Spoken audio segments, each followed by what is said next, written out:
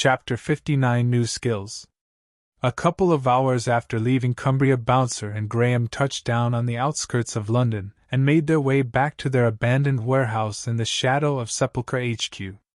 They had no idea how close their hidey hole had come to being discovered when Graham and Bouncer had portaled from the day before, but it made no real difference. They would not be staying any longer than it took to locate the Farviewer, connect to the Farviewer on Earth number 371, and get home.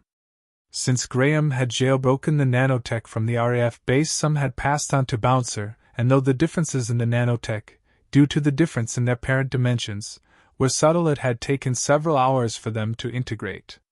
The results of the integration, however, were far more than subtle. Bouncer had been the first to notice. "Graham, do you feel this new nanotech? It's amazing." "I know, it feels almost desperate to adapt," replied Graham as he worked on the Farviewer. "I'm finding it hard to stay in one form." Bouncer had already worked that bit out. He looked at his hand as it shimmered and flipped from form to form like a high-speed film. "How are you controlling it?" Not realizing the importance of what Bouncer had just said, Graham carried on working.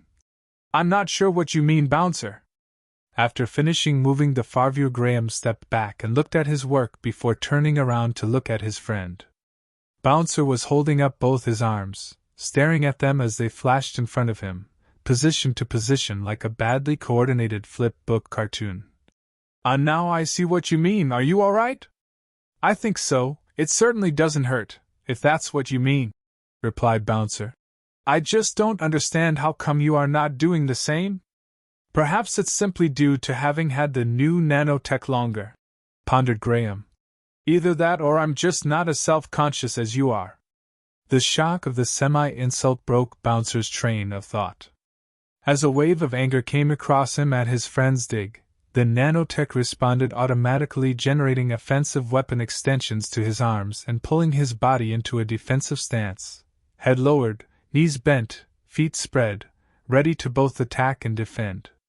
"Wow, slow down, Bouncer, I was only joking," said Graham as he stepped backwards, his hands up in submission, desperate to defuse the situation.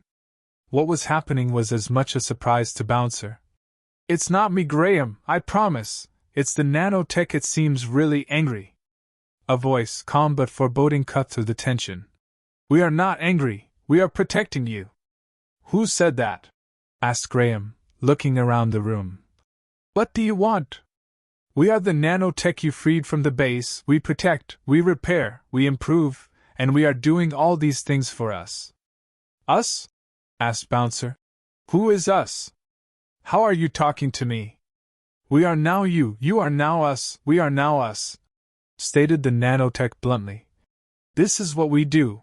We have felt the other nanotech was not created this way. We are improving them." As the nanotech and Bouncer spoke, Graham started to feel a little funny himself.